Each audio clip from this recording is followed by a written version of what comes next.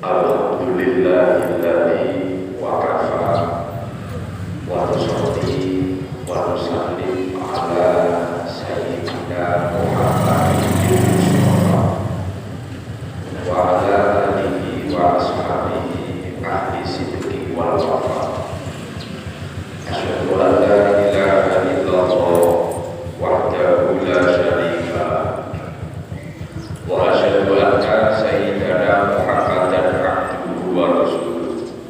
Allahumma shalli ala sayyidina Muhammadin abdika wa nabiyyika wa rasulika nabiyil ummi wa ala alihi wa sahbihi wa sallim taslima bi qadri aqwati dzatika fi kulli waqtin wa hin.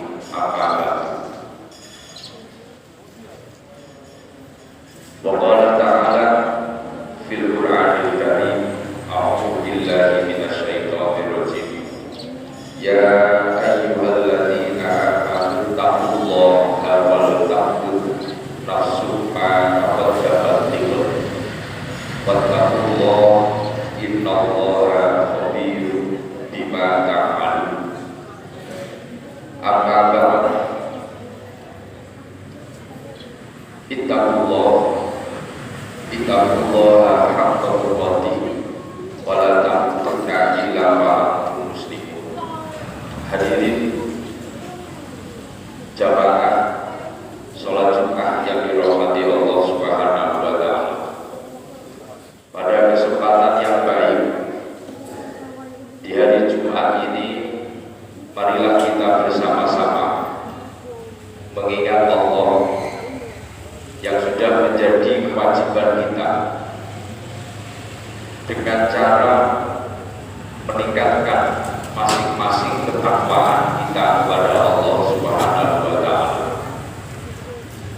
Takwa yang sangat sederhana dalam pemahaman pemikiran kita, yaitu menjalankan semua yang telah diperintah Allah dan menjauhi segala apa yang telah dilarang oleh Allah Subhanahu wa taala. Karena dengan modal takwa, kita sebagai hamba, sebagai manusia umat muslim akan senantiasa mendapatkan rahmat dari Allah.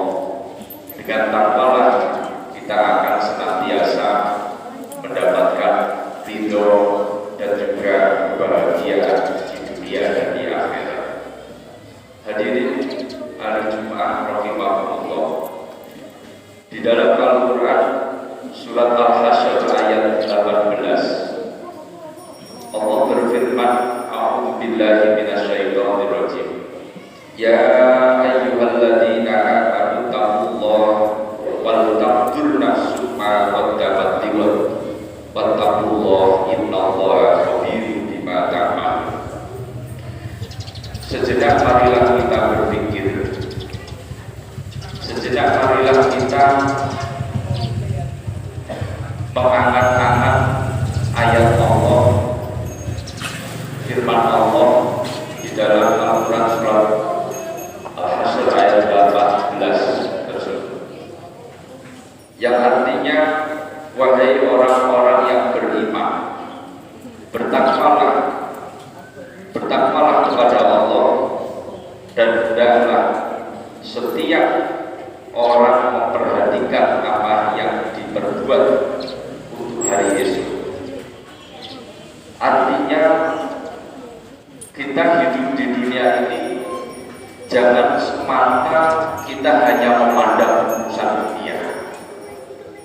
Jauh dari itu, Allah memerintahkan secara tersirat dalam Al-Quran surat Al-Hasyr ini, kita disuruh memandang jauh hari esok, yaitu ketika kita hidup di alam akhirat.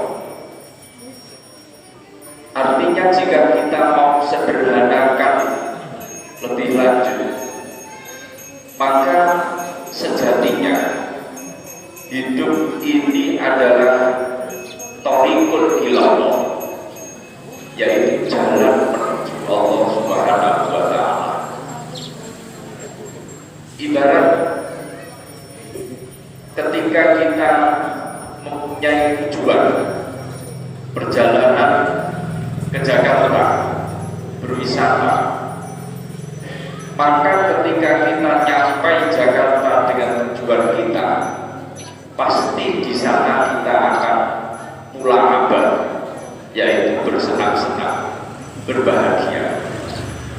Begitu juga ketika kita mempunyai tujuan di dunia ini, menganggap dunia ini adalah thoriqun ilallah, jalan menuju Allah.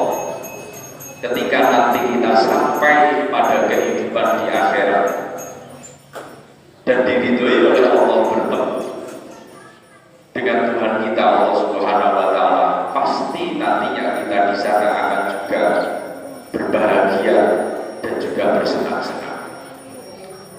Namun yang namanya perjalanan ketika di Jakarta menuju Jakarta, kemungkinan di dalam perjalanan, di tengah perjalanan kita mempunyai masalah, entah dengan kendaraan kita, entah dengan kondisi jalan yang ada.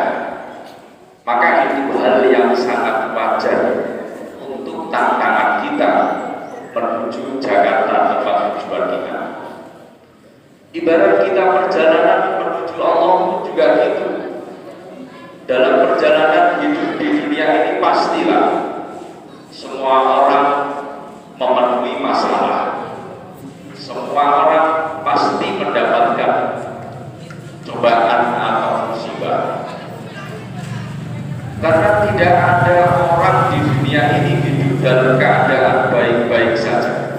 Semua orang berjuang masing-masing menghadapi masalah, rintangan yang dihadapinya untuk menuju Allah Subhanahu wa taala.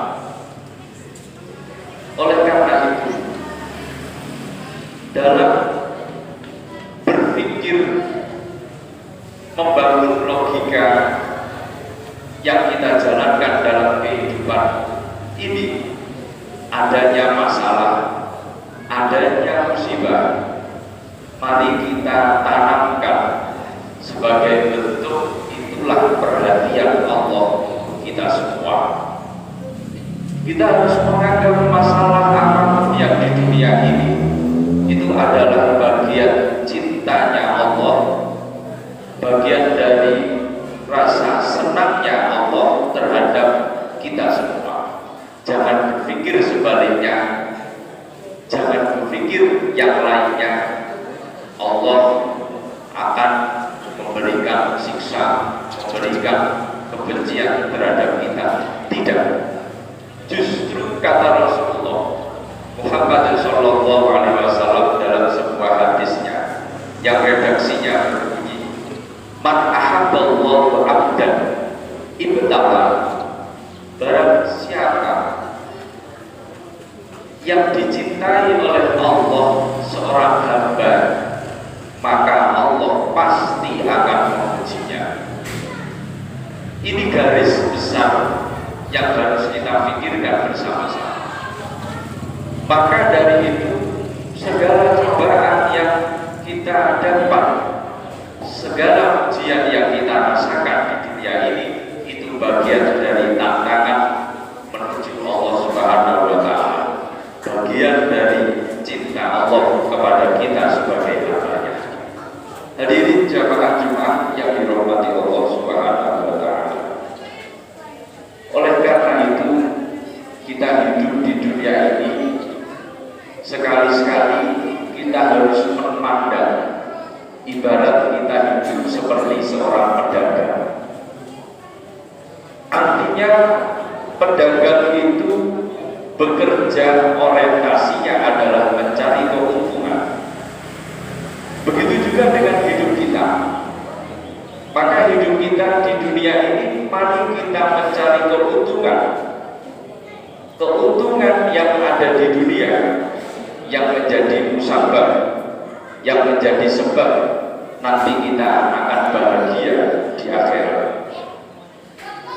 Karena kita melihat di dalam Al-Quran surat Ali Imran ayat 104, tanda-tanda orang yang beruntung dalam kehidupan ini, yaitu a'udzubillahi minasyaitonirrajim wal takum minkum ummatan yad'una ila khairi wa ya'muruna bil ma'ruf wa yanhauna 'anil munkar wa ulaika humul muflihun.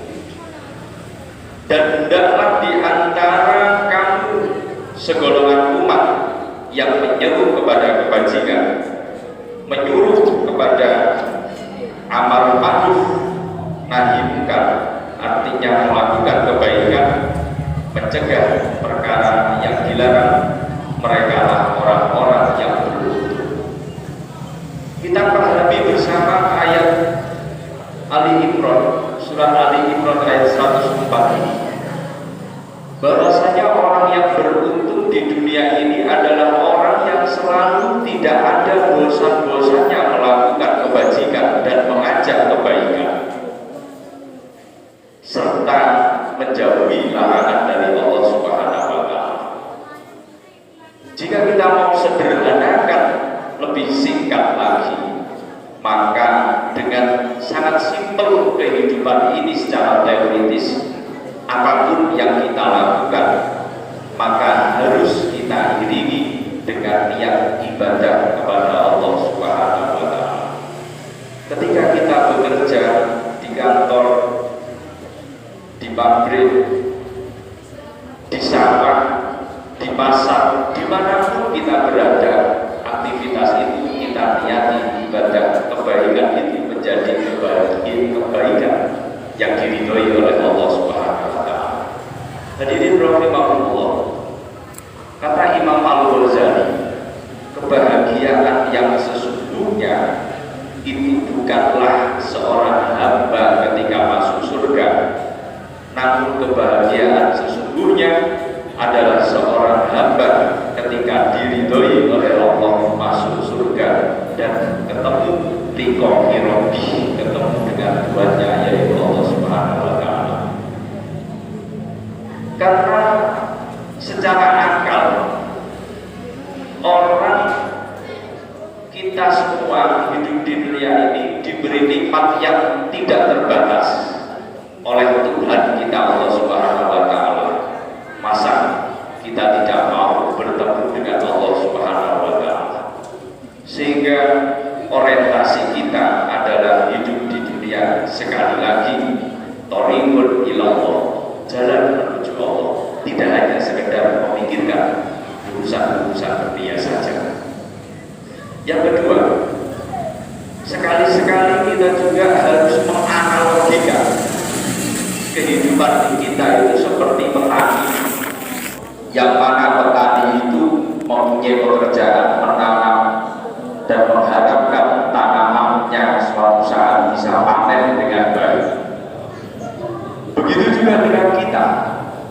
Kita mempunyai anak, kita mempunyai harta, kita mempunyai cucu, keturunan, keluarga, semuanya atau amal kebaikan kita, maka kita niatkan untuk menanam sebagai mazra'atul akhirah, tanaman yang akan kita panen nantinya di akhirat. Bagaimana caranya agar kita suatu saat bisa memanen tanaman kita di dunia ini dengan hasil panen yang baik? Kata Allah berfirman dalam Al-Quran surat Fussilat ayat 46 yang berbunyi, a'udzu billahi minasyaitonirrajim, man 'amila sholihan falinafsi wa man ahsana fa'alaiha. Barang siapa yang melakukan kebaikan, maka kebaikan itu kembali kepada dirinya, dan barang siapa yang melakukan kejelekan, maka kejelekan itu akan kembali pasti untuk dirinya. Di sini kita bisa memahami secara baik ayat Al-Quran ini, bahwa ketika kita menanam sesuatu itu baik, maka akan kita panen dengan baik. Ketika kita tanam dengan cara yang jelek, maka kita akan mendapat kejelekan di ketika kita punya anak, kita didik dengan baik, kita selalu memperhatikan, mengawasi. Ketika kita mencari rezeki dengan jalan yang halal, dengan jalan yang baik, ketika kita mempunyai keluarga, memberi nafkah yang baik, maka semuanya nanti akan kita dapatkan kebaikan di sisi Allah Subhanahu wa Ta'ala. Tapi sebaliknya, alhamdulillah, ketika kita punya anak, kita biarkan. Ketika tidak ngaji, kita biarkan. Ketika tidak belajar, kita biarkan. Ketika kita bekerja, kita rela mendapatkan rezeki, yang penting dapat, entah itu halal atau tidak. Alhamdulillah, nantinya kita akan mendapatkan kejelekan sesuai apa yang kita lakukan. Alhamdulillah, subhanallah, hadirin rahimahullah. Khutbah yang terakhir, yaitu mari kita bersama-sama sekali lagi berpikirlah bahwa hidup ini adalah perjalanan menuju Allah Subhanahu wa Ta'ala. Sisakan waktu kita setiap hari sedikit untuk memandang masa depan. Berilah ruang untuk perubahan menjadi lebih baik. Berilah waktu untuk kita bisa menjadi hamba yang lebih baik.